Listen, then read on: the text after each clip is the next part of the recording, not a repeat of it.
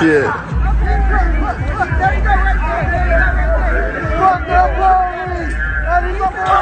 Whoa! Fuck y'all!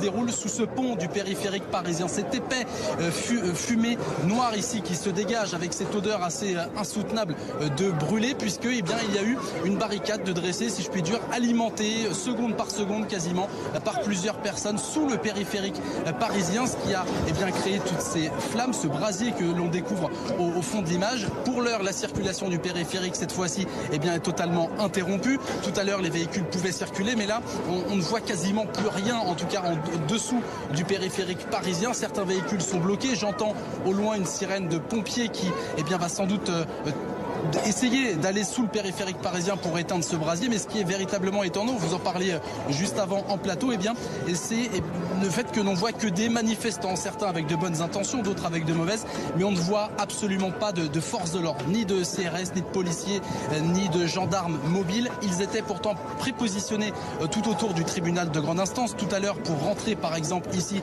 eh bien, j'ai dû montrer ma carte de presse par exemple pour pouvoir passer un premier barrage de CRS. Et maintenant, eh bien, au pied du tribunal, on va vous montrer une autre image, puisque vous avez vu les premières tensions. On va pas noter sur la gauche et vous allez voir cette foule compacte. Je le rappelle, 15 000 personnes selon la préfecture de police de Paris, des personnes qui eh bien, regardent ce triste spectacle ici, puisque toute cette manifestation, toute cette mobilisation s'est bien déroulée. Vous avez toujours eh bien, ces milliers de personnes, vous le voyez, qui sont rassemblées les uns aux autres, beaucoup avec des masques, mais vous voyez ces personnes eh bien, qui regardent maintenant ce triste spectacle, alors que derrière nous, on va terminer avec cette image, on va repasser cette fois-ci de l'autre côté et terminer avec cette image du périphérique parisien et ce brasier, je le disais, qui est alimenté quasiment seconde par seconde avec des barrières, du mobilier urbain et du chantier. Ce feu qui brûle toujours, pas de policiers à vue, pas non plus de sapeurs-pompiers ici dans les parages pour venir commencer à éteindre cet incendie qui se dégage avec cette fumée noire qui se dégage autour du périphérique intérieur et extérieur ici à Clichy.